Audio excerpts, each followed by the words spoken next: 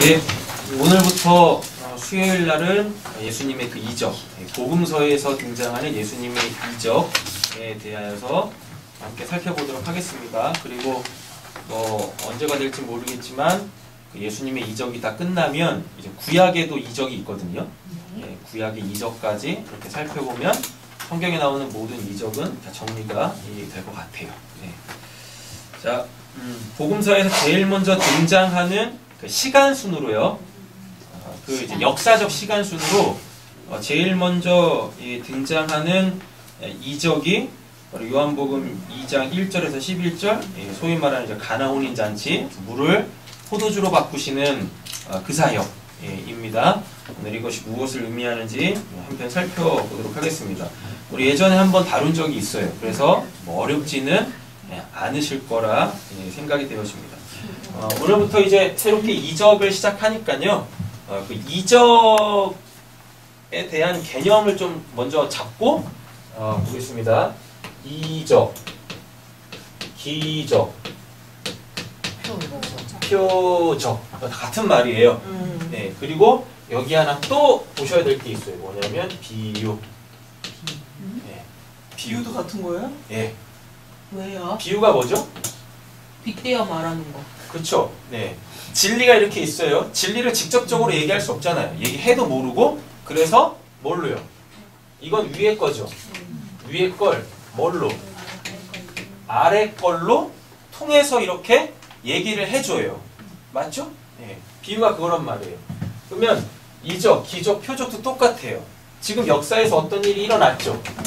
근데 이 역사에서 일어난 이 사건 자체는 분명히 역사에서 어떤 일이 일어나서 뭐가 지금 변화되어졌지만 그걸 가지고 지금 예수님께서 뭘 알리시려고 해요. 뭘 알리시려고 할까요? 위에 거.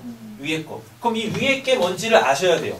첫째, 도대체 예수 그리스도 하나님은 누구신가를 알리시는 거예요. 특별히 표적은 그러니까 예수님이 이렇게 말씀하시잖아요. 예수님이 말씀하신 모든 게 또 뭐라 그래요? 비유라 그래요. 근데 예수님이 말씀하실 때 그 내용은 뭐냐면 하나님의 나라에 대한 비유예요. 근데 이적 있잖아요. 이적, 기적, 표적은 예수, 즉 하나님은 누구신가를 알리시는 겁니다. 되셨죠? 다음에 두 번째, 묵시에 어떤 계획이 있을 거예요. 우리가 하나님에 대하여서 알면 그 하나님께서 가지고 계시는 뜻, 하나님의 계획 이런 게 있을 거 아니에요. 그죠? 이 계획이 역사에서 어떻게 무엇을 목적으로 실현이 되는지 이거 두 개를 아셔야 되는 거예요. 이적, 기적, 표적. 요거는 예수님은 누구신가? 또 이 묵시의 그것이 역사에서 역사에서 일어난 그것이 도대체 묵시의 그 하나님의 뜻에 어떻게 부합하는가? 이 두 가지의 포커스를 맞추셔가지고 보셔야 한다라는 겁니다. 자, 그리고요, 특별히 요한복음 있잖아요. 특별히 요한복음에 등장하는 그 이적이 있어요. 표적이 있어요. 표적은 뭐냐면 7개가 나오는데요. 예수님께서 하여튼 표적을 딱 행하십니다. 표적을 행하시면 그 표적 때문에 사람들이 다 오해해요. 예수님을 다 이상하게 봐요. 예수님을 다 이상하게 봅니다. 그리고 하나님의 뜻하고 점점 멀어져. 이렇게 돼요. 그러니까 뭐죠? 표적을 일으켜요. 그럼 반드시 오해가 생겨요. 그래서 예수님께서 뭐래요? 이 오해를 풀어내시기 위하여 이 표적에 대한 그 의미를 설교하세요. 설해? 뭐예요? 강의하고 설교하고 예, 그렇죠. 설해.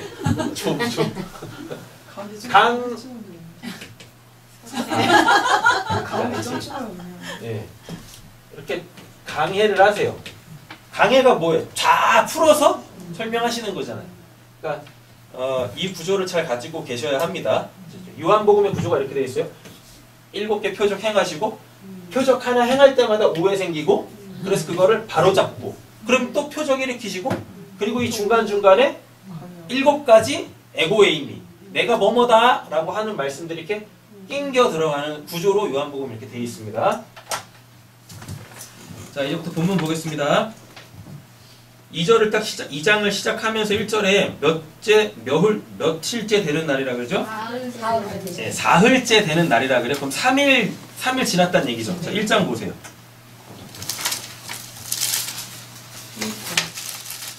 1장 29절 보세요. 1장 29절. 이튿날이라 그러죠? 그럼 1절부터 28절까지가 첫째 날이라는 얘기죠? 맞죠? 1절부터 29절 맞죠? 28절까지가 이게 첫째 날이에요. 그 다음에 29절을 시작하면서 이튿날이라고 하니까 맞죠? 그러면 몇 절까지? 29절부터 34절까지 둘째 날이죠? 그렇게 돼 있을걸요? 다음에 35절부터 또 이튿날 나오죠? 며칠 날까지요? 42절까지? 그러면은 3일째 되는 날이죠? 이렇게 돼요. 3일째 되는 날. 다음에 43절에서 또 나오죠? 이튿날 몇 절까지? 51절까지. 51절까지 하면 이게 지금 넷째 날이죠. 그러면서 2장 1절로 딱 들어오면 사흘째 되던 날이라 그래요. 잘 보세요. 그럼 3일 지난 거죠? 5, 6, 사흘째 되는 날. 오늘 본문이 7째 날이라고요.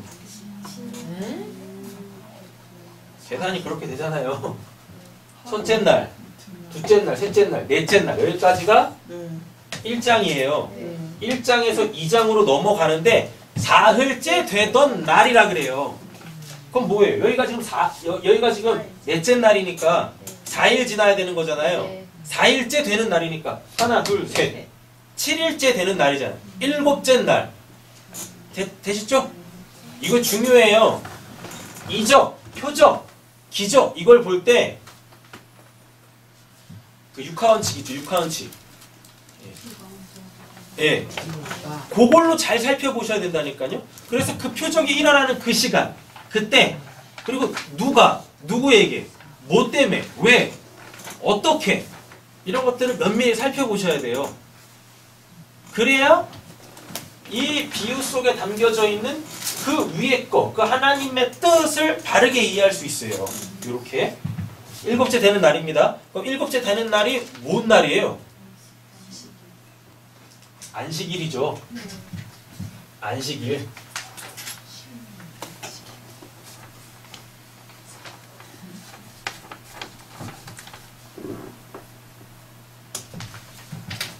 일곱째 되는 날이 안식일입니다. 그러면은 지금 이 기적 자체가 가나 혼인잔치에서 물을 포도주로 바꾸는 이 사건이 지금 안식하고 연관이 돼 있다는 뜻이에요. 안식하고 연관이 돼 있다. 자, 보겠습니다. 사흘째 되는 날, 프린트물 보세요. 사흘째 되는 날에 어디 장소가 나오네요. 시간은 나왔고 장소가 나오죠. 장소가 뭐예요? 갈릴리 가나라고 합니다. 이 가나가 히브리어인데요. 히브리어의 이 뜻을 보면은요, 가나 자체는 갈대예요. 갈대. 갈대인데 왜 갈대냐면 갈대가 이렇게 쭉 뻗죠. 쭉 뻗어 있는 상태. 그래서 그게 갈대거든요. 그래서 이 갈대 가나의 이렇게 유래를 찾아보면 바로 세우다, 바로 세우다 또는 되찾다. 여기에서 이제 뭐가 나온 거예요? 가나가 나온 거예요. 자, 그럼 이제 보세요. 장소의 개념이 나왔습니다. 장소의 개념이 나왔는데 그 장소가 가나래네. 그리고 그 가나의 유래가 똑바로 서다, 바로 서다, 또 뭔가를 되찾다. 그럼 지금 상태가 어떻다는 얘기예요? 뭔가가 없다는 얘기죠. 뭔가를 잃었다는 얘기죠. 그리고 자빠져 있다는 얘기네. 맞죠? 예. 그러니까 상황 속에서 보면 있어야 될 게 없네. 맞죠? 그럼 그 있어야 될 걸 되찾겠네요. 갈릴리 이렇게 되는 겁니다. 갈릴리 가나 이렇게 되는 거죠. 혼인잔치가 있습니다. 그리고 성경에서 말하는 혼인잔치 하나밖에 없어요. 뭐요? 예. 요한계시록의 그 혼인잔치, 또 예수님께서 또 혼인잔치 비유하시죠. 청함을 받은 자는 많지만 뭐지? 택함을 받은 자는 적다라고 그러나? 뭐 고국문 있잖아요. 오라고 하는데도 안 오는 자들. 이렇게 됩니다. 혼인잔치가 있어요. 그럼 혼인잔치의 결론은 또 뭐예요? 예수 그리스도와 교회와의 연합. 이렇게 되는 거잖아요. 예. 상황이 나왔어요. 혼인잔치라고. 그러면 그 상황이 결론적으로 도달하려고 하는 건 그리스도와 교회와의 연합. 이렇게. 자, 그러면 이제 또 한번 생각을 해보시면 됩니다. 그럼 어떻게 해야 예수 그리스도가 교회와 연합이 될까? 그것도 오늘 본문에 나오겠죠? 이렇게 됩니다. 예수의 어머니가 거기에 계셨어요. 예수의 어머니가 거기 계셨고 예수와 그의 제자들도 그 잔치에 초대를 받았어요. 원래대로 뉘앙스대로 따지고 보면 원래 예수는 초대받으면 안 되는 자잖아요. 예수가 뭐니까? 신랑이니까. 그렇죠? 근데 지금 예수는 신랑으로 있지 않고 뭘로 있어요? 손님으로 와 있네. 하객으로 와 있네요. 예, 요것도 잘 기억을 하셔야 됩니다. 자, 원래 예수님이 주인공이 되셔야 되는데 예수님이 지금 주인공이 아니시다라는 얘기예요. 그럼 이걸 가지고 한번 생각을 한번 해보세요. 지금 내 인생의 주인공은 나인지 아니면 예수님인지. 내 인생의 주인공은 나인지 예수님인지. 일본이야? 잘 생각을 하셔야 돼요. 그냥 내 인생의 주인이 나여가지고 그 예수는 내 인생을 구경하시는 구경꾼으로 이렇게 있으시면 안 돼요. 또는 이것도 맞지 않아요. 내 인생의 주인이 내가 돼가지고 예수님한테 하나님한테 자꾸 내 인생을 확인시켜 드리려 그래. 그것도 잘못된 거예요. 어떻게 구경하고 어떻게 확인하는 거예요? 어떤 얘가 뭐야? 뭘 보면서 예수님 구경을 해? 아따 잘 산다 뭐 이런 거? 아직으로 예를 들어주세요. 저번에도 한번 말씀드렸죠. 우리의 신앙은 대신이 아니라고요. 대인이어야 한다라고 했었잖아요. 그 대신에 대부분 그 기독교 신앙의 그 포커스가 대신이거든요. 뭐요? 하나님 앞에서의 삶. 그죠? 근데 하나님 앞에, 그 나쁜 거 아닙니다. 하나님 앞에서의 삶이라는 게. 그냥 그 단어 자체는 맞는 거예요. 코람데오 맞는 건데, 이러면 잘못된 거라고요. 내가 하나님 말씀대로 잘 살고 있습니다. 하나님 보세요. 요거는 잘못된 거라고요. 요거는. 자, 그럼 이렇게 되는 거죠. 내가 이렇게 있어요. 내 바깥에 누가 계세요? 하나님이 계속 이렇게 계시네요. 그래서 하나님한테 자꾸 나를 입증시키려고 그래요. 내 신앙의 모습을 가지고. 예. 이러면 이거는 잘못된 거예요. 되셨죠? 근데 이쪽으로 가보세요. 대임. 자, 그럼 어떻게 되냐면 내 안에 하나님이 계세요. 내 안에 이렇게 하나님이 계신다니까요. 우리 안에 다 성령님이 내주하고 계시잖아요. 그래서 그 내 안에 계시는 성령에 의하여 내가 지금 뭘 하나님의 뜻대로 살아가요. 그래서 내 바깥에 있는 누군가에게 이렇게 하나님의 뜻이 무엇인지를 전해주고 있어요. 이게 성경에서 말하는 바른 기독교 신앙이란 말이에요. 이게 그러니까 하나님을 위해서 삽니다. 이런 말씀하시지 마시라니까요. 내 안에 하나님이 계셔서 내 인생의 주인이 하나님이신데 뭘 하나님을 위해서 살아요? 하나님에 의해서 살아야지. 맞죠? 옆에 있는 축복하겠습니다. 하나님에 의해서 사세요. 하나님에 의해서 사세요. 제님 답이 좀 됐니? 네. 좀 더 부연 설명하자면 모든 결정권이 나한테 있으면 그게 지금 내 인생의 주인공이 나란 얘기잖아요. 맞죠? 예. 나의 내가 이 역사를 살면서 인생 속에서 생겨지는 수많은 어떤 결정해야 될, 선택해야 될 그 상황 속에서 뭐를? 그 선택권을 누구한테? 하나님께 내어드리면 그게 지금 그 주님이 내 안에 계시고 내 인생의 주인공이 하나님이시다 라는 이야기인 거죠. 예. 그래서 우리는 끊임없이 말씀과 기도로 그렇게 주의 인도하심을 받으며 살아야 되겠다라는 이야기인 거죠. 뭐라고요? 어려워요. 말씀을 안 듣고 기도를 안 하니까 어려운 거예요. 말씀을 듣고 기도하면 그것만큼 쉬운 인생이 없어요. 너무 간단해요. 왜요? 생각할 게 없어. 생각할 게 없다니까. 진짜 그리스도인들은 생각 안 해요.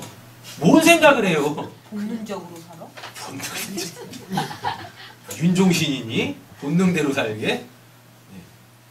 내가 생각할 필요가 없어요. 왜? 이미 내 안에 계시는, 내주하고 계시는 그 성령께서 하나님의 그 옳은 마음에서 나오는 그 생각, 그 하늘의 생각, 그걸 주시기 때문에 내가 고민할 게 없다니까요. 근데 그게 뭐 늘 되는 것도 아니고. 어려운 거 맞잖아요. 네. 그러니까 말씀하고 기도밖에 없다니까요. 말씀하고 기도밖에 없어요. 그래서 깨어 계셔야 되는 거예요. 깨어 계셔야 돼요. 자, 보겠습니다. 3절입니다. 그런데 뭐가 떨어져요? 아이고, 포도주가 떨어졌네요. 네, 그럼 이제 포도주 가지고 이거 지워버렸네. 예수님이 누구신지, 그리고 또 하나님의 뜻이 뭔지를 매개체로 지금 사용하신다는 얘기죠. 네. 포도주가 떨어졌어요. 근데 포도주에 대한 일단 성경의 전체적 전체 문맥에서 이야기하는 포도주에 대한 개념이 있으셔야 되겠죠. 포도주는 기쁨을 상징합니다. 근데 어떤 기쁨이냐? 하나님 나라가 도래해서 그 하나님 나라에서 하나님의 백성들이 풍성한 삶을 살 때 그걸 포도주라 그래요. 그래서 포도주가 떨어지면 뭐요? 하나님의 나라를 풍성하게 못 살고 있는 거예요. 성경에서 성경의 전체적 구원사 맥락 속에서 포도주는 그 의미입니다. 자, 포도주가 떨어져요. 포도주가 떨어지면 일단 혼인잔치도 이제 끝난다는 이야기입니다. 근데 분위기를 보면 아직 끝나면 안 되는 거야. 네, 그런데 지금 떨어졌어요. 예수의 어머니가 예수에게 말하기를 포도주가 떨어졌다 하였다라고 이야기를 합니다. 자, 여기서 우리 한번 4절까지 가서 질문을 던지겠습니다. 4절. 예수께서 어머니에게 말씀하셨다. 여자여, 그것이 나와 당신에게 무슨 상관이 있습니까? 네. 아직도 내 때가 오지 않았습니다. 자, 보겠습니다. 그럼 질문을 이제 던지셔야 돼요. 지금 예수의 어머니 마리아는 뭐에 관심이 있어요? 자기 때. 자기 때? 포도주에 관심이 있는 거죠? 맞죠? 포도주에 관심이 있어요? 근데 지금 예수님은 뭐라고 말씀하세요? 당신의 때에 대하여서 관심을 갖고 있네요. 그렇잖아요. 당신의 때에 대하여서. 자, 그러면 보겠습니다. 5절 가서 질문을 또 한번 던져보겠습니다. 그 어머니가 일꾼들에게 이르기를, 좀 뭔가 바뀌었어. 맞죠? 원래대로 따지면 예수님한테 계속 얘기를 해야 되는 거잖아요. 야, 포도주가 떨어졌다니까. 근데 아직 잔치가 끝나면 안 되잖아. 그러니까 네가 좀 어떻게 뭘 좀 해봐. 막 이렇게 가야 돼요. 근데 예수님께서 4절에 하신 말씀 때문에 마리아의 지금 태도와 자세가 바뀌었어요. 예수님 말씀을 하나 툭 던지니까 그 말씀 때문에 지금 마리아가 어떻게 좀 바뀌었다니까요. 뭐라고 말씀하나 보세요. 그의 어머니가 일꾼들에게 이르기를, 일꾼들에게 말합니다. 이제 뭐라고? 무엇이든지 그가 시키는 대로 하세요 라고 이야기를 하네요. 자, 그럼 이렇게 된 겁니다. 3절에서는 지금 마리아의 관심이 어디 있어요? 포도주에 있어요. 자, 그럼 포도주의 배경을 살펴보세요. 혼인잔치죠. 근데 그 혼인잔치는 자기네들이 주인공 아니죠. 맞죠? 이렇게 돼요. 지금 이 마리아의 관심은 여기 있어요. 지금 여기 있다고. 포도주. 근데 그 포도주의 배경은 혼인잔치. 근데 그 혼인잔치는 자기 게 아니야. 자기 게 아니라고. 예수 게 아니야. 맞죠? 예. 자, 그런데 예수님이 말씀하십니다. 뭐라고요? 내 때가 아직 안 됐다고요. 그러면서 또 앞에 뭐라 그래요? 당신이 관심 갖고 있는 이 혼인잔치, 그게 당신하고 무슨 상관인데, 당신이 그 혼인잔치 주인공이 돼야지. 이런 뜻이 내포되어져 있단 말이에요. 그러면서 뭐라 그래요? 아직 내 때가 되지 않았습니다. 지금 예수님도 마리아가 관심을 갖고 있는 이 포도주의 주인공이 아니죠. 그럼 지금 이때는 무슨 때란 얘기예요? 예수님이 내 때가 되지 않았습니다 했을 때, 그때는 예수가 그 혼인잔치의 주인공이 되어져 그 혼인잔치의 참여해야 될 그 마리아를 이야기하고 있는 거예요. 지금 예수님이. 이 이야기를 듣고 마리아가 바뀌었다니까요. 이 이야기를 듣고 아, 내가 지금 관심 가져야 될 건 내가 주인공이 아닌 이 혼인잔치가 아니라 예수가 주인공이 되어지는 그 혼인잔치. 그래서 그 예수와 연관이 되어져 있는 내가 또 그 혼인잔치의 주인공이 돼야지. 혼인잔치는 신랑과 신부가 주인공이잖아요. 맞잖아요. 그럼 당연히 이 신랑은 누구고? 예수 거고 이 신부는 당연히 나여야죠. 아직 예수님의 때가 안 왔대요. 마리아가 예수님의 이 말씀을 듣고 지금 뭔가 변화가 일어난다니까요. 여러분, 그래서 우리의 신앙생활에 말씀이 주어져야 되는 거예요. 말씀을 안 듣고는 신앙생활 자체가 안 돼요. 왜? 말씀은 뭐니까요. 세상으로 향하는 내 관심, 내 가치관을 전환시켜 주거든요. 그 말씀이. 근데 제가 요즘에 계속 강조하는 것 중에 한 가지는 뭐예요? 전환이 됐는데 못 가. 말씀을 들으면 그 말씀 때문에 아, 내가 지금 안드로메다에 있구나. 이렇게 점검이 될 거 아니에요.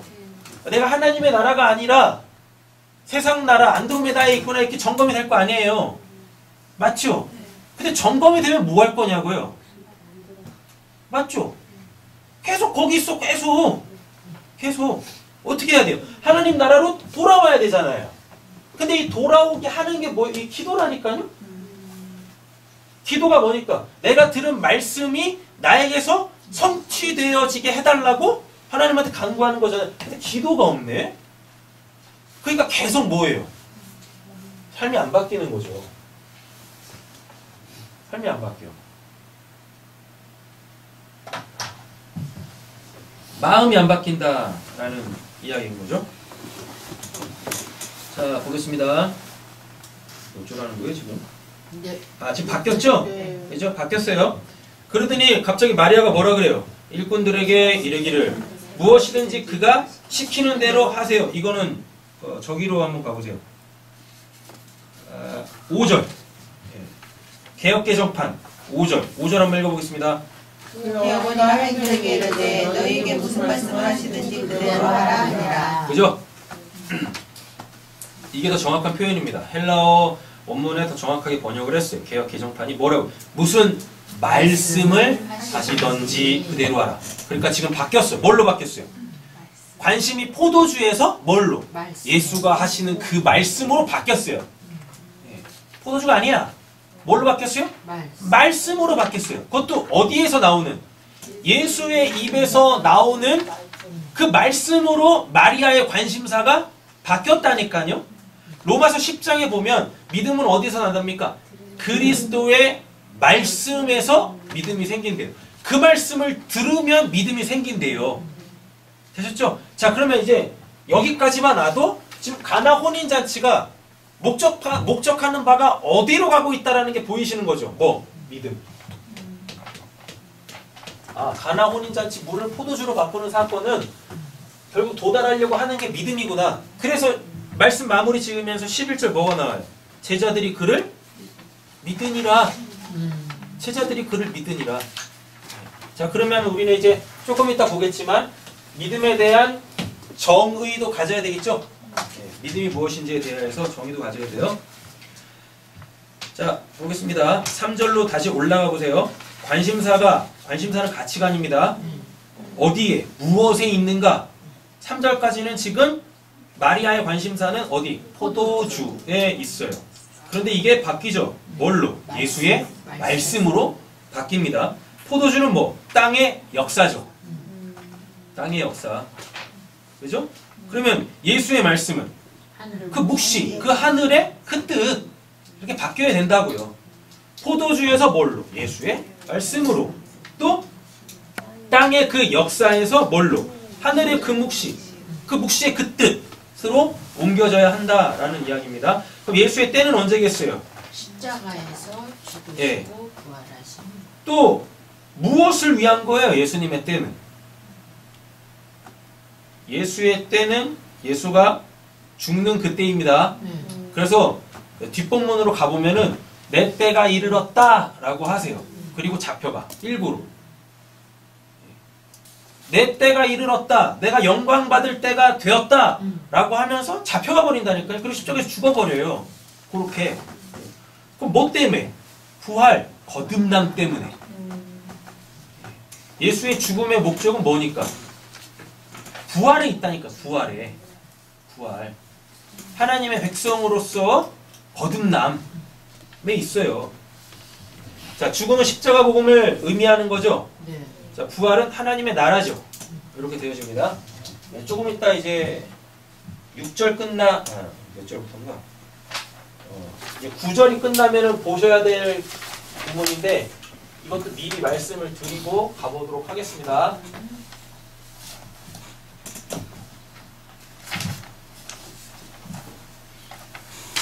자, 우리가 지금 5절까지, 아니 4절까지 와가지고 예수님의 때, 예수 그리스도의 때, 나는데 이거는 죽음과 부활이라고 말씀을 드렸어요. 근데 이 부활이 이 거듭남이에요. 그래서 요한복음 2장, 3장하고 4장으로 가보시면 거듭남에 대한 이야기가 나와요. 2장에 누구 나옵니까? 12절부터. 12절부터. 3장에서 죽거든요. 3장이에요. 3장. 3장에 뭐 나와요? 니고데모 나오죠? 네. 그죠? 니고데모 나오는데 니고데모한테 하신 말씀이 있어요. 뭐요? 거듭나야 돼. 거듭남 나오죠? 그리고 실제로 거듭나는 여자가 4장에 나옵니다. 누구? 사마리아 여인이 뭘로? 물 뜨다가 뭐 듣고? 예수님의 말씀 듣고 어떻게 해요? 생명을 얻어요. 그게 거듭남이라고 설명을 해줘요. 그게 거듭남이라고. 여기는 밤이에요. 여기는 대낮이에요. 그러게. 이렇게. 물로 포도주를 만드는 그 사건이 이 3장, 4장에서 풀어지는 거예요. 그러니까 그냥 물로 포도주 바뀐 사건에서 딱 머물면 안 돼요. 네. 그거의 진짜 내용은 3장, 4장으로 가야 된다니까. 그래서 확인이 되는 거예요, 이렇게. 좀 이따 본문 보겠습니다. 자, 5절 보세요. 그 어머니가 일꾼들에게 이르기를 무엇이든지 그가 시키는 대로 하세요 하였다. 예수님에 대한 믿음이 생겼습니다. 네. 맞죠? 그럼 믿음은 뭐겠습니까? 히브리서 11장 1절 뭐? 믿음은 바라는 것을 실상이 보지 못하는 것들의 증거다. 그럼 믿음을 그냥 말씀으로 이렇게 뚝 갖고 있으면 안 되죠? 뭘 바라는데요? 바라는 것들의 실상. 뭘 바랄 거냐고요? 뭘 바라고 있냐고요? 그리고 또 보이지 않는 것들의 증거. 뭐가 보이지 않는 거예요? 그 앞절에 나오잖아요. 뭐 십자가, 죽음과 부활. 죽음은 십자가 복음을 얘기하는 거고 부활은 하나님의 나라잖아요. 맞죠? 그러니까 믿음이라는 건 그 하나님의 나라를 어떻게 보는 거예요. 그게 믿음이에요. 그냥 나는 믿습니다 이런 게 아니라니까요. 자기 삶 속에 자기의 그 옛적 삶을 뚫고 들어온 그 하나님의 나라가 자기에게서 자꾸 확인이 돼야 돼요. 보여줘야 돼. 그 하나님의 나라가 내 인생을 휘어잡고 나로 하여금 그 하나님의 나라를 살게끔 하시는 그것들이 내 삶 속에서 계속 증거되어야 된다니까요. 그때 그렇게 증거되어지는 그걸로 나한테 믿음이 있구나를 확인하는 겁니다. 자, 로마서 8장 24절을 한번 가보세요. 이것도 이제 외워두시면 좋겠죠? 로마서 8장 24절 찾았나요? 네. 읽겠습니다. 우리가 소망으로 구원을 얻었음에 보이는 소망이 아니니 보이는 것은 누가 바라리요. 아멘. 보이지 않는 걸 소망하는 거라니까요. 보이지 않는 게 뭐니까? 저 묵시의 그 하늘, 소위 말하는 셋째 하늘, 3층천, 거기 그걸 소망해야죠. 자, 그래서 믿음이란 무엇인가? 바로 보이지 않는, 믿음 없는 자들은 결코 인식할 수 없는, 볼 수 없는, 들을 수 없는 그 영원한 하나님의 나라를 보고 그 나라 들어가기를 소망하는 것. 근데 제발 이러지 마세요. 그 나라 빨리 가고 싶다고 이 땅에서의 이 인생을 포기하지 마세요. 네. 포기하지 마시라니까요. 그리고 이쪽으로 가지도 마세요.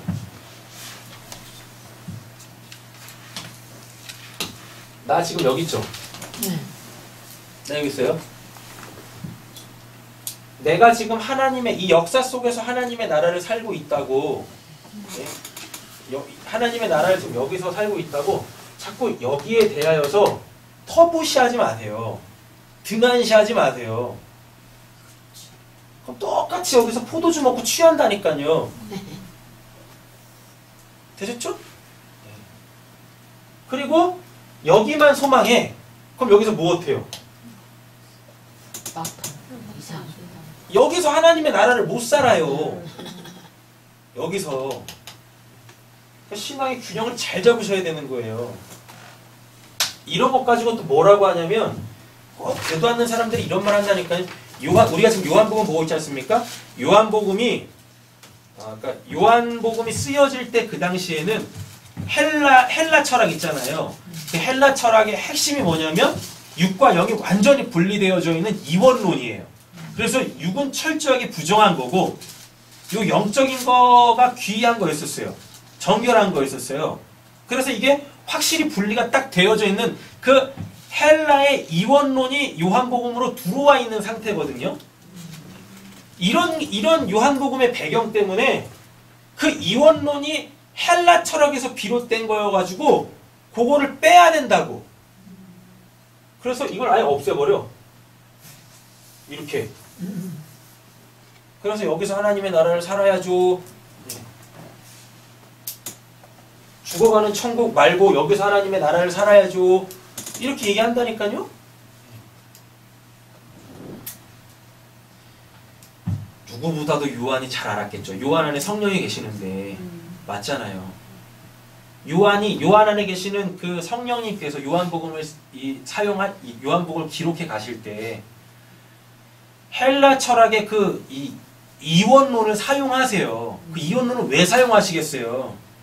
분명히 구분짓고 있다니까요. 이렇게 역사와 묵시를. 그래서 역사에서 묵시를 바라보고 살라라 그래요. 로마서 몇 장? 8장 24절. 맞죠? 그렇다고 여기를 등한시하지 말래요. 그래서 뭐 히브리서 11장 1절이 또 등장을 하는 거예요. 이렇게. 주어진 삶에 우리는 열심히 사는 거예요. 그러나 그게 전부가 아니라니까요. 주어진 삶에 열심을 살지만 그걸 가지고 자꾸 대신하지 마시라고요. 하나님 저 옳게 살고 있습니다 라고 하지 마시라고요. 그렇게 이원론을 배제해버리지 않습니까? 그럼 여기서 100% 방종해요. 제가 장담합니다. 요한복음에서 헬라 철학의 그 이원론 그거를 딱 빼버리는 그 순간, 그래서 역사와 묵시가 허물어지는 그 순간 자유라는 명목으로 다 방종에 빠져요. 기도도 안 하고 자기 안에 진리가 다 이루어졌대. 자기 안에 이미 묵시가 있대. 하나님이 계시대. 그럼 죽지도 말아야지. 안 그렇습니까? 밥도 먹지 말고 일도 하지 말고 그러잖아요? 신앙의 균형을 잘 잡으세요. 자, 보겠습니다. 자, 몇 절일까요? 6절. 그런데 유대 사람의 정결 예법을 따라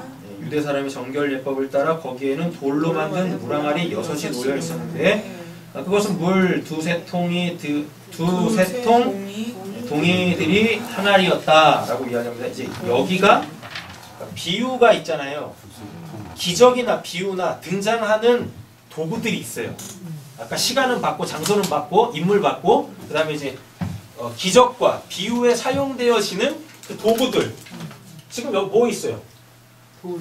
돌, 물, 항아리. 그 다음에 몇 개? 6개. 다음에 세 통들이. 이렇게 되어 있습니다. 둘, 셋. 이렇게 나뉘어져 있어요. 우리는 두세 통 하면은 이게 둘인지 셋인지 구분이 안 가잖아요. 그래서 그냥 어중간하게 그렇게 하잖아요. 근데 헬라어 원문은요, 정확하게 딱 나눠져 있어요. 둘, 셋. 이렇게. 들이. 돌 항아리 6개. 이거 이제 잘 풀어내셔야 또 오늘 본문이 뭘 이야기하려고 하는지 나옵니다. 자, 일단 보세요. 돌로 만든 물 항아리라고 이렇게 이야기해요. 돌, 물 항아리. 물을 담는 그릇이죠. 이렇게 돼 있어. 근데 또 그게 뭘로 돼 있어? 돌로 돼 있네? 그러면 10계명. 10계명.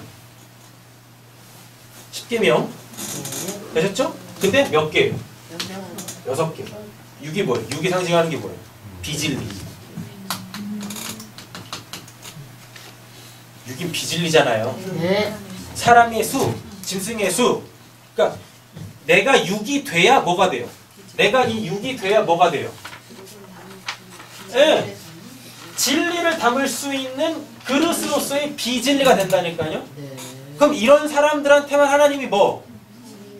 진리를 채워주세요. 여기다가 6이 되지 않으면 내가 비진리구나 라는 걸 알지 못하면 계속 무엇해요? 이 상태라니까요. 계속 갖다 붙는데 바닥이 없으니까 계속 하는 거죠. 뭘 이루어도 기쁨도 없고 만족도 없고 계속 뭐 중독 생기고 이렇게 되는 거예요. 예.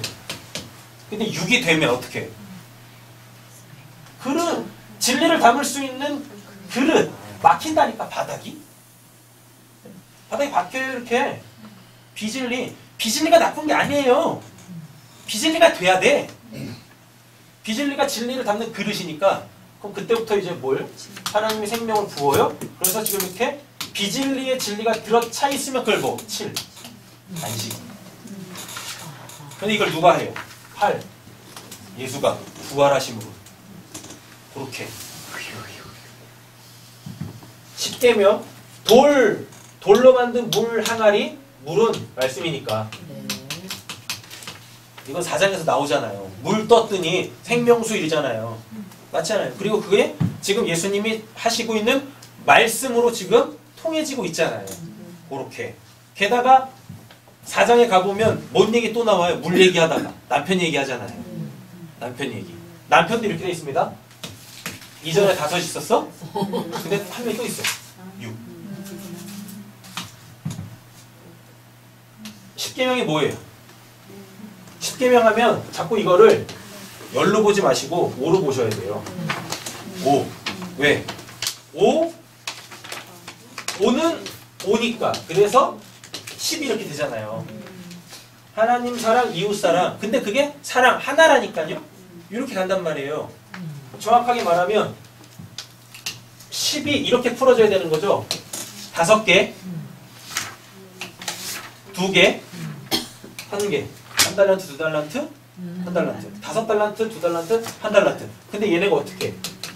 남기죠. 10개. 남기죠. 4개. 이렇게 나와요.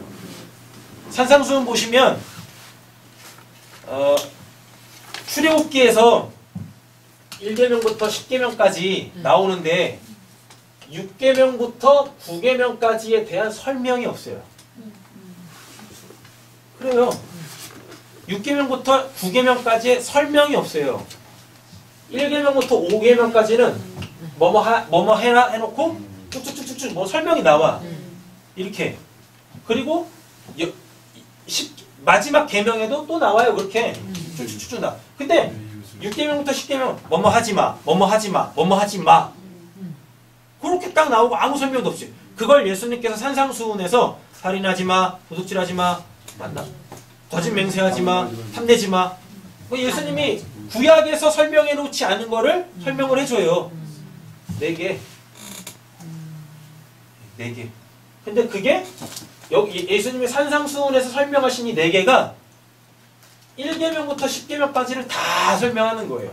하나님에 대하여 다 설명을 해낸단 말이에요. 자 보세요.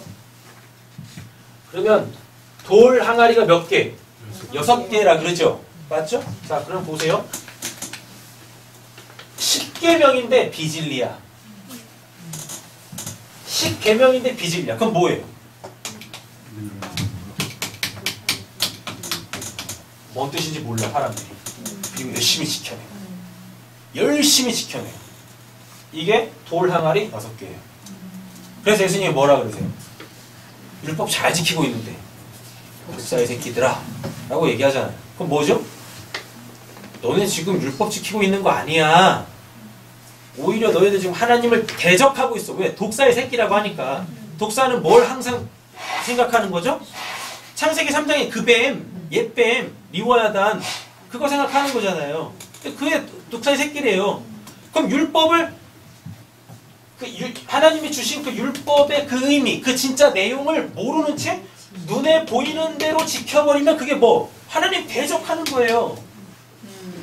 하나님 대적하는 거라고. 맞죠? 그리고 돌 항아리가 이렇게 있는데 원래 여기에 뭐가 담겨져 있어야 됩니까? 물 담겨져 있어야 돼. 근데 지금 물이 안 담겨져 있죠. 그럼 뭐예요? 안 지킨다는 얘기지. 진짜 그 복음으로 사랑으로서 안 지키고 있다고요. 열심히 지키고는 있지만 물이 안 들어가 있네. 그죠? 안 지킨다는 얘기가 하나님 앞에 하나님 대적하고 있다고요. 그리고 또 한 가지 확인을 시켜줘요. 뭐냐면 돌로 만든 물항아리 6개면은 그게 10계명이 비진리인 상태란 뜻인데 비어있다라고 하잖아요. 그러면서 이들이 지키고 있는 어떠한 정결 예법이 있습니다. 그렇게 되지 않아요? 유대 사람의 정결 예법. 이건 하나님이 주신 것도 아니야. 자, 마가복음 7장 1절에서 5절 한번 읽어보겠습니다.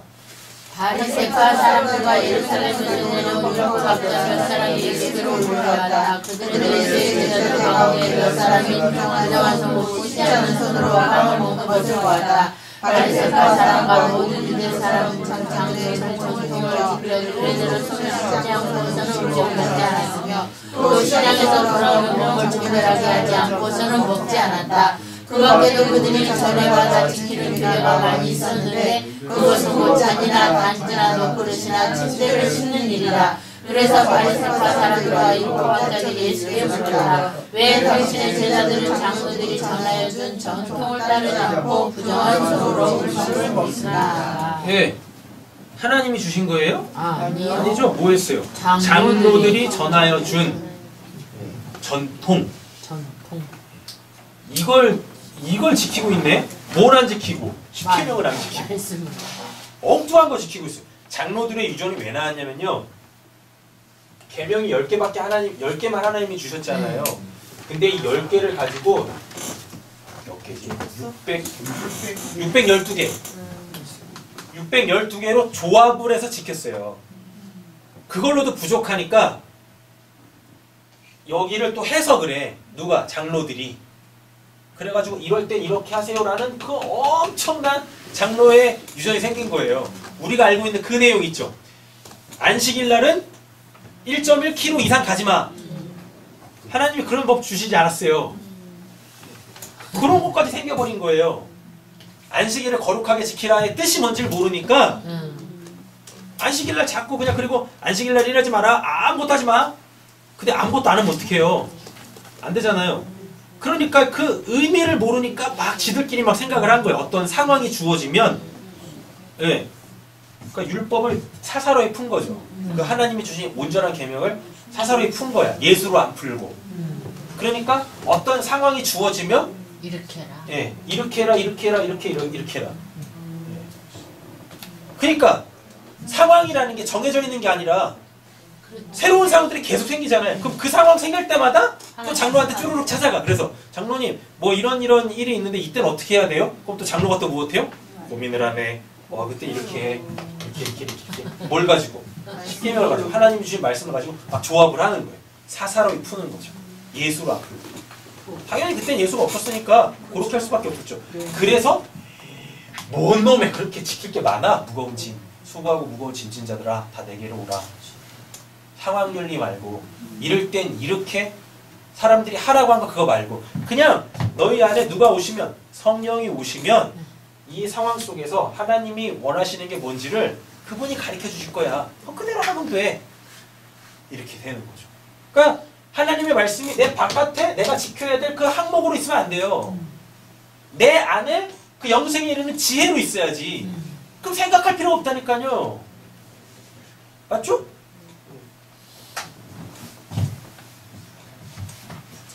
자, 돌로 만든 물 항아리 6, 비진리로서의 율법을 이야기합니다. 비진리는 진리를 담는 그릇이에요. 자, 7절, 8절 보겠습니다.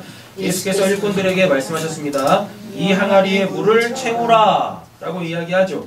맞죠? 자, 보세요. 여기다가 이제 뭐? 내가 전후 그 말씀, 그 생수 갖다 부어. 이렇게. 물을 채워라. 그래서 그들은 항아리에 어떻게 해요? 물을 가득 채웠어요. 맞죠? 가득 채웠어요. 들었어요. 들은 대로 했어요. 그럼 이걸 순종이라 그래요. 자, 이렇게 가셔야 돼요. 자꾸 이제 순종에 대한 개념을 잘 하셔야지 온전한 순종을 할 수 있단 말이죠.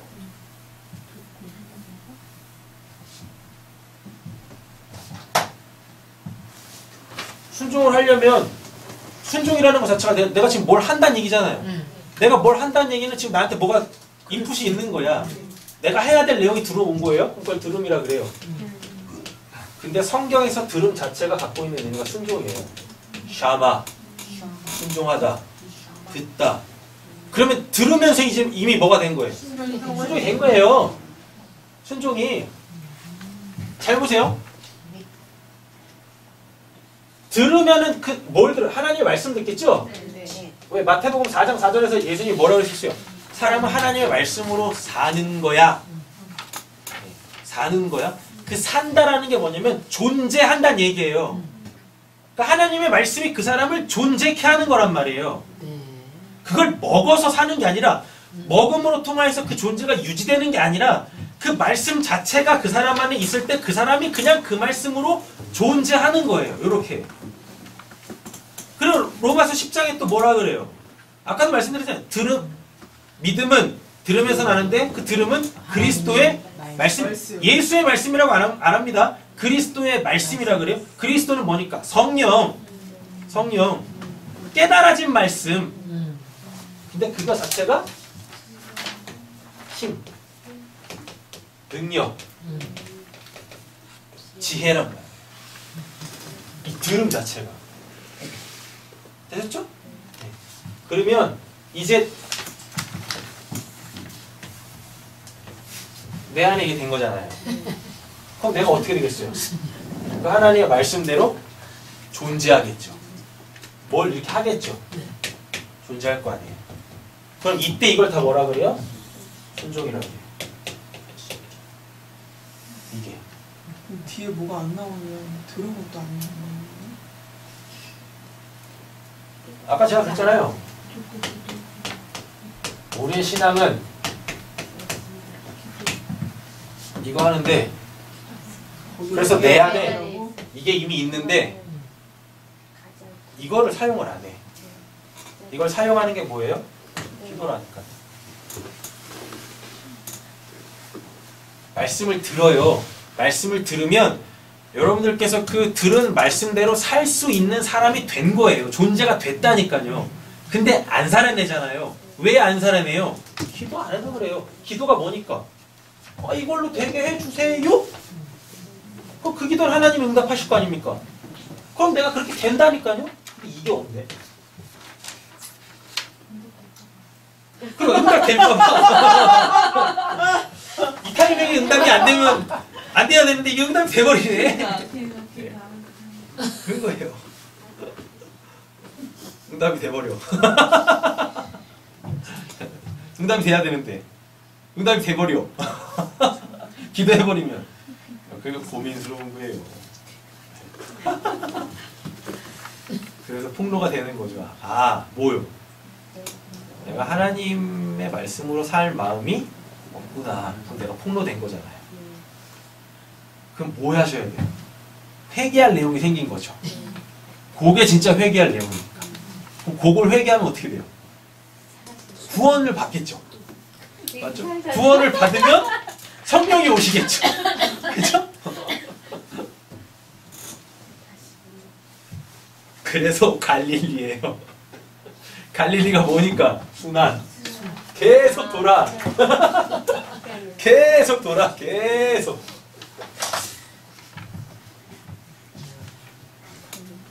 그러니까 원래 갈릴리도 연구해 보면 되게 재밌거든요. 갈릴리라는 단어 자체도 되게 재밌어요. 갈릴리가 이게 순환인데 순환 뭐 계속 도는 거예요. 계속 돌아. 근데 계속 돌면 안 돼요.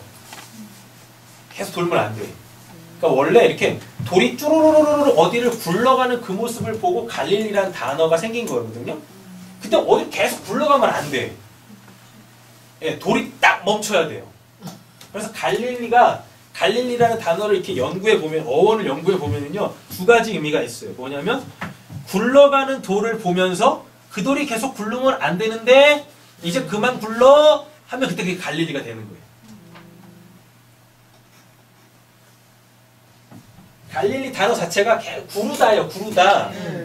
근데 계속 굴르면 안 돼. 멈춰 딱 서야 돼요. 멈춰 선 돌이 예수야. 굴르면 안 돼요. 왜? 계속 굴르고 있으면 집은 어떻게 질 건데? 맞죠? 그래서 굴르면 안 돼. 그래서 그 돌이 딱 멈춰야 돼. 그럼 그 돌이 뭐가 돼서? 주춧돌이 돼서 계속 달라붙는 거예요. 그래서 예수님이 죽고 부활해서 어디로 가세요? 갈릴리로 가십니다. 왜? 그 갈릴리에서 뭐? 굴르는 돌 멈춰서 세울라. 집 지을라. 이렇게 된다는 거예요. 자, 보겠습니다. 예수께서 그들에게 말씀하시길 이제는 떠서 잔치를 맡은 이에게 가져다 주어라 하시니 그들이 뭐예요? 그대로 하였다라고 그러죠. 말씀이 주어졌어요. 그러니까 말씀이 주어지니까 그들이 그 말씀의 그 능력에 의하여 행하게 되어지잖아요. 이걸 순종이라고 해요. 근데 이건 순종 아닙니다. 말씀을 들었어요. 말씀을 들었는데 내가 해. 그렇지? 이렇게 해야지. 네. 꼭 생각을 해야 돼. 내가 들은 말씀이 순종이 아니라는 얘기예요. 제가 지금 뭘 말씀드리려고 하냐면 들음에 어떤 내용이 있을 거 아니에요. 내용이. 이 내용이 중요해요. 그게 하나님의 말씀이어야 돼. 되셨죠? 아이. 근데 이 내용 자체가 하나님의 말씀이 아닌 것들이 수두룩한 게 문제라는 얘기예요. 그냥 돌 항아리야. 물 없는 돌 항아리. 그래서 어떻게 해요? 그냥 돌판에 새겨져 있는 거 딱 보고 성경책에 기록되어져 있는 거 보고 해 이렇게 합시다. 그럼 그게 하나님의 말씀 아니잖아요. 그리고 해버린다니까? 그럼 그건 불순종이에요. 그러니까 우리가 이렇게 기록되어져 있는 이 말씀, 이게 지금 돌 항아리 자체잖아요. 여기 물이 채워져야 돼. 물이 채워진다는 얘기 뭡니까? 이 성경, 기록되어져 있는 말씀이 진짜 의미하고 있는 하나님의 그 마음, 하나님의 그 뜻을 들어야 그게 하나님의 말씀이고 그것 자체가 힘, 능력, 지혜인데 이게 공급이 안 되네? 그리고 뭐 어때요? 미워하지 맙시다. 욕하지 맙시다. 막 이런 말하는 거죠. 사랑합시다. 뭐 봉사합시다. 구제합시다. 그게 뭘 의미인지도 모르고 그냥 이렇게 설교했어. 그러니까 성도들이 뭐예요? 성경이 있으니까, 기록되어 있으니까 하나님의 말씀인갑다 하고 자기가 지켜내. 여유가 있고 시간이 있고 마음이 좀 좋을 때는 해. 근데 그 상황이 아니면 안 해. 결국 불순종이잖아요. 그죠? 이게 보면 순종이라는 게 이 역사 속에 내가 지금 어떠한 상황 속에 놓여 있느냐에 따라서 이게 순종으로 갔다 불순종으로 갔다 그건 순종 아니에요. 아예 처음부터 하고 있다 할지라도 우리의 신앙생활은 내가 처해 있는 상황하고 전혀 상관없이 이루어지는 거예요. 전혀 상관없이. 그거에 전혀 영향을 안 받는다니까요. 하나님의 말씀은. 그래서 그냥 올곧게 한 길 쭉 가는 겁니다. 근데 상황 때마다 뭐 일 같다 일 같다 일 같다 일 같다 그러네. 좌로 치면 치고 우로 치면 치고 생각을 해야 되는 거예요. 뭘? 내가 들은 말씀이 하나님 말씀 맞나? 하나님 말씀이 맞다면 내가 기도해서 지금 하나님의 그 일하심으로 하나님의 그 응답으로 내가 지금 가고 있는 게 맞나? 그거 하셔야 되는 거죠. 맞죠? 상황에 후들리세요? 말씀으로 돌아가야 되겠죠? 맞잖아요. 지금 분별이 안 되는 거니까. 근데 상황에 더 이상 흔들리지 않아. 타협도 안 되고. 근데 그 상황 속에 계속 머물러 있어. 그럼 무엇 하셔야 돼요? 그럼 기도하셔야 되는 거죠. 상황 때문에 옳은 판단이 안 생겨요. 내가 가야 될 길이 안 보여요? 그럼 어디로 돌아가? 말씀으로 돌아가요. 다 알아. 상황이 있는데 내가 이걸로 해야지. 내가 이 길로 가야지. 아는데 안 가고 계속 그렇게 이렇게 하고 있어. 그럼 뭐예요? 그럼 기도밖에 없어요. 기도밖에 없다니까요. 그 길로 가야 되니까. 가게 하는 건 기도밖에 없으니까. 자, 9절입니다. 잔치를 맡은 이는, 여러분 잘 보세요. 그러니까 성경을 주의를 집중해서 보셔야 돼요. 그럼 답이 아주 간단하게 나와요. 잔치를 맡은 이가 마신 건 포도주입니까? 물입니까? 변한 물이요. 물. 변한 물. 포도주가 변한 물. 하나조로 변한 물을 잔치를 맡은 이가 마신 것은 포도주예요? 물이에요? 하얀 물. 뻘건 물이다. 물을 마신 거죠? 변한 물. 그죠? 한번 잘 보세요. 포도주로 변한 물을 맛보고, 성경이 이렇게 안 되어 있습니다. 물이 변한 포도주를 맛보고 이렇게 안 되어 있어요. 포도주로 변한 물. 포커스가 어디 있어요? 포도주예요, 물이에요? 물이라니까요. 물로 된 포도주. 아니라고 하셨는데. 그거 아니라고 하셨는데.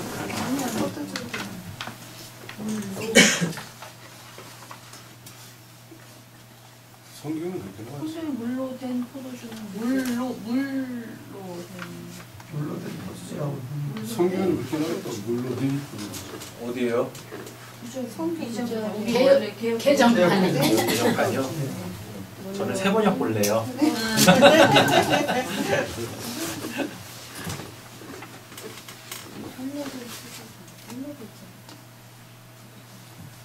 물로 된 포도주, 포도주로 변한 물.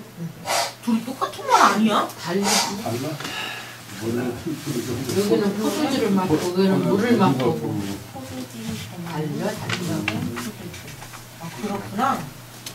언어 장애.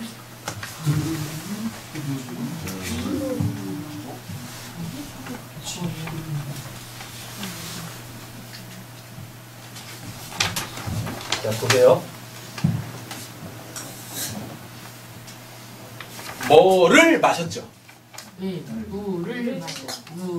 그럼 이게 지금 목적어죠? 그렇잖아요. 목적어예요. 근데 이 목적어를 수식하는 거 어떤 게 나오죠? 물로 수식하는 건 문장에 영향을 미치지 않죠. 문장 요소에 영향을 미치지 않아요. 목적어만 있으면 돼요. 그럼 이 목적어가 포도주인지 물인지를 분별해내셔야 돼요. 근데 이게 개역 개정판에서는 물로 된 포도주를이죠. 개역 개정판에서는 포도주죠. 그죠? 근데 세번역에선 포도주로 변한 물의 이거예요. 자, 이렇게 한번 보세요. 뭐 갖다 봤어요? 물 갖다 봤지. 네. 포도주 갖다 본 거 아니잖아요. 네. 그럼 목적이 뭐예요? 뭘 마신 거예요? 물을 마신 물을 거. 마신 거지. 되셨죠? 물을 마셨다니까요. 그러니까 새 번역이 더 옳게 번역한 게 맞습니다. 잘 보세요. 여기에 물이 되려면 이 변화 과정을 보셔야 돼요. 물, 포도주, 다시 물 뭐예요? 하인들이 뭐였어요? 물 보라는 예수님 말씀 들었죠? 말씀을 들었어요? 그랬더니 물이 뭘로 바뀌어요? 포도주로 어떻게 바뀌어요? 말이 안 되는 거잖아요. 물이 어떻게 포도주로 바뀝니까? 어떻게 바뀌어요? 예수 때문에 바뀌지. 전지전능하시니까. 예수 때문에 바뀌는 거예요. 물이 포도주로 예수 때문에 바뀌어요. 자, 아까 이 포도주는 구원의 기쁨이라고 얘기했었습니다. 근데 이 포도주가 또 어디 등장해요? 오늘 맥락을 보면 예수님의 십자가의 죽음과 부활에 사용되잖아요. 자, 그러면 포도주는 피, 예수의 피예요. 예수의 피는 죄를 상징합니다. 이거 마셔.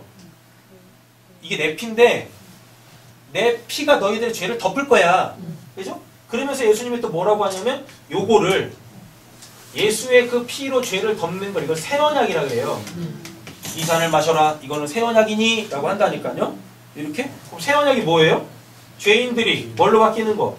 하나님의 아들들, 그 의인으로 바뀌는 게 새 언약이잖아요. 맞죠? 바뀌었어요? 그리고 이렇게 바뀐 자들은 이제 뭘로 살아요? 말씀으로 살죠? 근데 여기서는 말씀인데 여기서는 뭐예요? 이물은 생수! 4장에 생수! 생명! 이렇게 바뀌는 거죠. 그래서 요한복음의 6장에 가보면 내가 너희들에게 전한 말이 영이요 생명이다라고 한다니까요. 그러니까 이 논법을 잘 아셔야 되는 거예요. 뭘? 말씀이 주어져요. 그게 누구 때문에? 예수로 인하여서 바뀌어요. 뭘로? 그물로. 생수로 바뀌어요. 생명수로 바뀌어요. 지금 그 잔치 맡은 이가 마신 건 뭐예요? 이 물 마셨어요? 이 포도주 마셨어요? 요 물 마셨어요? 요 물 마신 거죠. 요 물을 마신 거라고. 근데 잘 보세요. 여기서 일리 가는 걸 뭘 어떻게 되는지 몰라. 누구는? 마신 사람은. 그래서 3장으로 가보면 뭐예요? 니고데모하고 얘기할 때 아무리 얘기해도 모르지?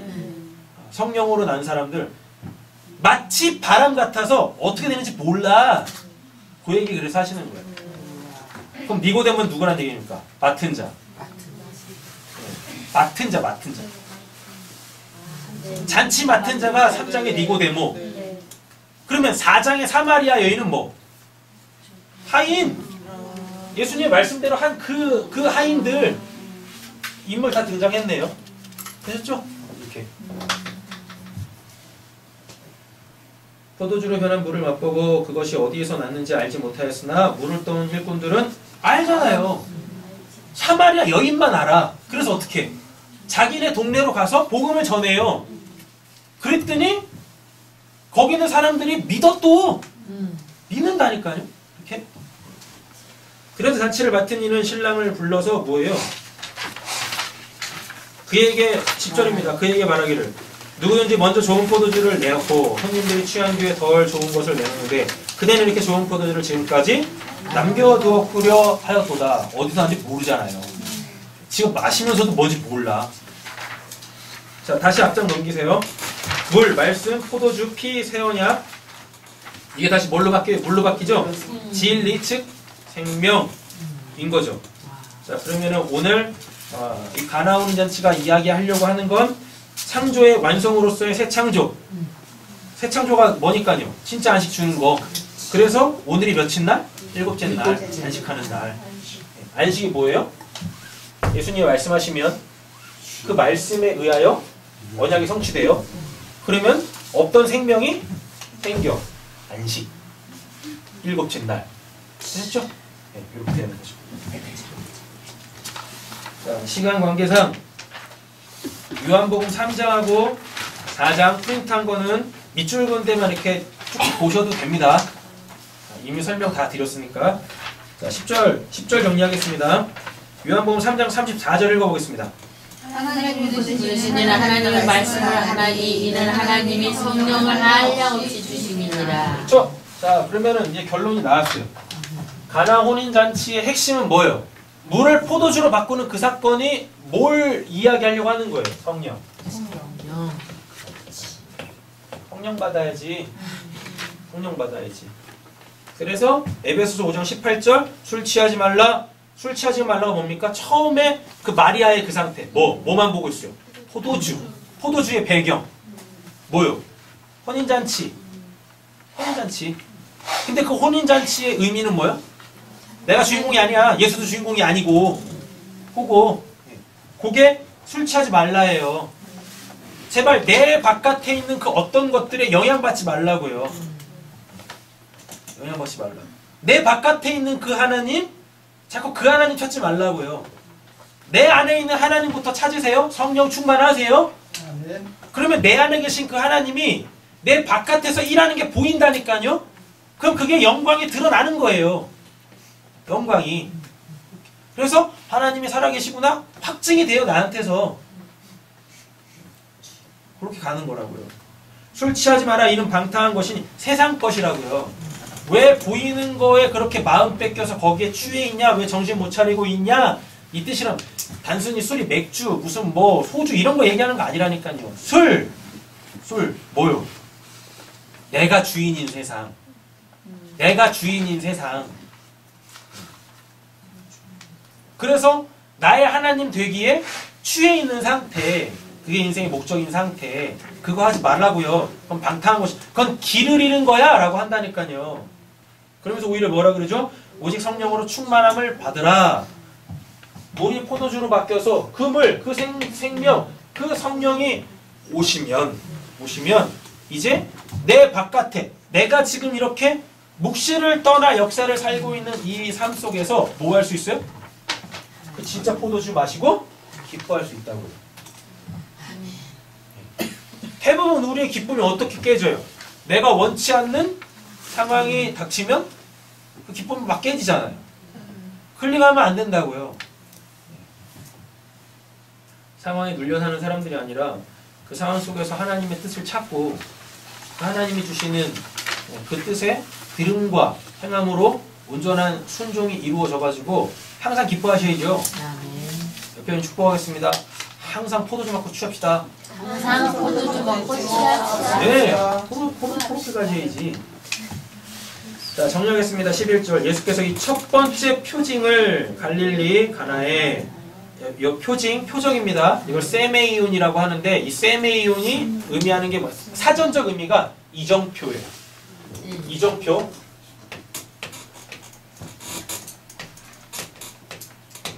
하나님의 나라만 봐. 아, 참.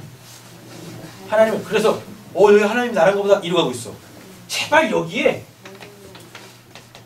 이런 걸 보셔야지. 여기서부터 200km. 버거란 얘기 아니에요. 근데 이걸 안 봐. 이거 글씨가 조그맣게 생겼다고. 이걸 안 본다니까요. 뭐만 봐요. 대문짝하게 써있는 여기가 하나님의 나라인가 보다. 그래서 여기다 초막 셋을 짓고 이러고 있는데. 그래서 사람들이 이렇게 기도해서 뭔가 역사 속에서 어떤 응답을 받으면 거기 다 매요. 다 매요. 못 나가. 표적이 비유라고 했었어요. 뭐? 예수 그리스도 누구야? 도대체 하나님은 어떤 분이셔? 일리 못 나가. 일리 못 나가니까 당연히 두 번째 뭐요? 도대체 하나님의 뜻은 뭐야? 못 나가. 표적? 이 표적이 전부가 아니라는 얘기잖아요. 그러니까 이 본문 붙잡고, 자, 우리가 기도하면, 말씀에 순종하면 물이 바뀌어서 포도주가 됩니다. 우리 이렇게 합시다. 일리 가면 다 뭐가 되는 거예요? 독사의 새끼들 되는 거예요. 하나님을 대적하는 자들이 된다니까요. 백날 돌 항아리에다가 물 부어놓고 기도해보세요. 포도주로 바뀌나? 안 바뀐다니까. 안 바뀌어요. 이 사건 자체가 의미하는 게 이 3장과 4장에서 풀어진단 말이에요. 근데 클리 안 가. 클리 안 가고 그냥 다 그 표적에 딱 머물러. 이정표에 머물러. 그래서 거기다 막 집 짓기 시작하는 거예요. 그래서 이제 지나가는 사람이 그런다니까요. 당신 여기다 집을 왜 져? 여기가 하나님의 나라예요. 그럼 옆에 있는 사람이 콕콕 찌르겠죠. 뭐요? 이정표를 잘 보세요. 잘 보세요. 여기서부터 200km.